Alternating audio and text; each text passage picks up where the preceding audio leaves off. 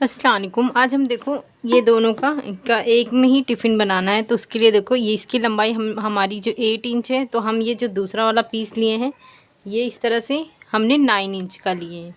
और ये देखिए इसकी चौड़ाई है 4 इंच की, तो ये हम 5.5 इंच का लिए हैं इस तरह से। और ये मैंने इस तरह से स्टिच कर ली हूँ। अब इसे हम शेप देंगे।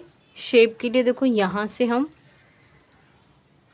1 इंच पे एक निशान लगाएंगे और यहाँ से इस तरह से डीप दे देंगे।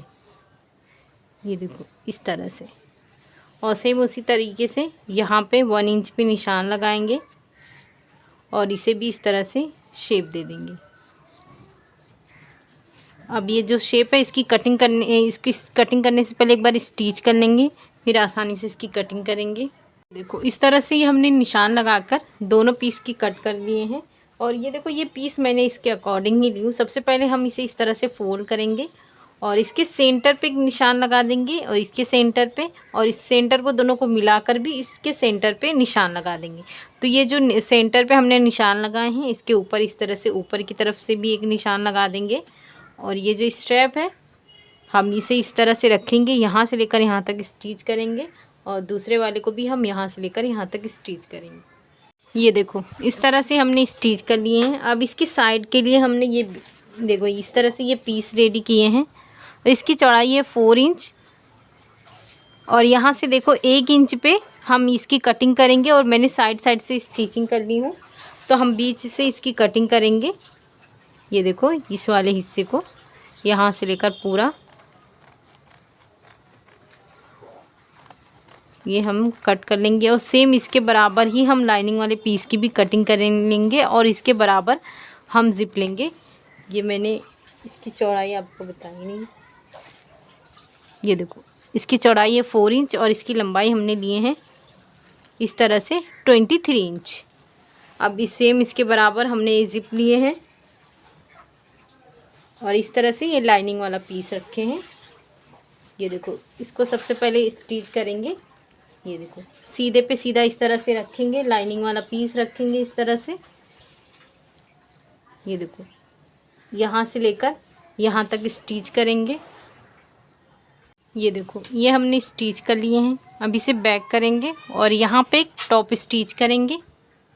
ये देखो इस तरह से हमने स्टिच कर लिए हैं। अब जो दूसरा वाला पीस ये हमने 1 इंच का कट किए थे, इसे इस तरह से रखेंगे। नीचे हम दूसरा वाला पीस रखकर यहाँ पे स्टिच करेंगे, उसके बाद टॉप स्टिच करके ये पीस रेडी करेंगे। ये देखो ये हमने पूरी तरह स्टिचिंग कर ली है। अब यहाँ पे हम रनर इंसर्ट करेंगे। ये हमने रनर इंसर्ट कर चुके हैं। अब हम पूरी लंबाई देखेंगे ये हमारा रेडी कितने पे हुआ है। तो इस तरह से देखो ये 23 इंच है। और ये जो हमारा मेन फैब्रिक है इसे हम सबसे पहले ये जो हमने निशान लगाए थे यहाँ से पूरा ऐसे नॉर्मली हम यहाँ पे इस तरह से मेजरमेंट लेंगे कि ये हमारी गोलाई कितनी आ रही है, उसके अकॉर्डिंग हमें ये पीस रेडी करना है। तो ये देखो इस तरह से ये रखते हुए हम इसका पूरा मेजरमेंट लेंगे।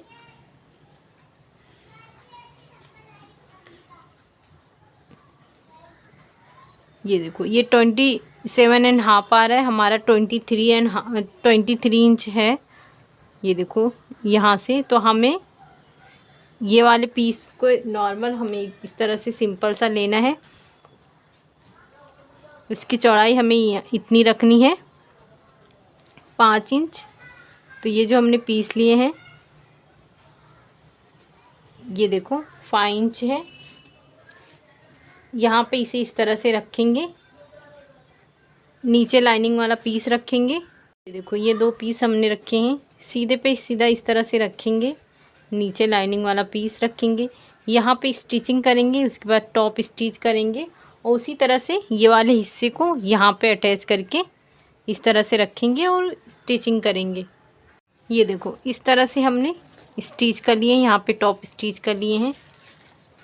अब इस तरह से फोल्ड करेंगे और जिप वाले जो इस हिस्से में हमने स्टिचिंग जो दूसरा फैब्रिक लगाए हैं सबसे पहले यहाँ पे निशान लगा देंगे।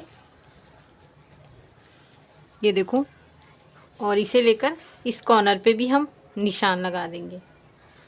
और दूसरे बाद ये जो हमने निशान अभी लगाए हैं इसे इस तरह से रखेंगे, एक निशान यहाँ पे लगा देंगे और इसके ऊपर भी, और दूसरे साइड भी हम इस तरह से ये निशान लगा देंगे।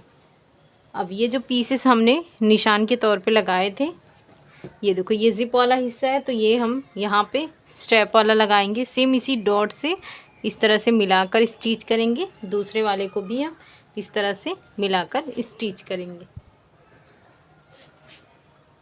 ये देखो इस तरह से हमने स्टिचिंग कर ली है।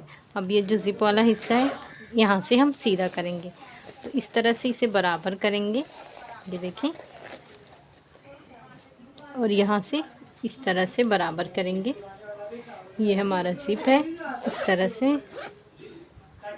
इस तरह से हमारा दोनों के लिए इस तरह से बन गया है। तो आप इसे ज़रूर बनाएं, इसे बनाना बहुत ही आसान है।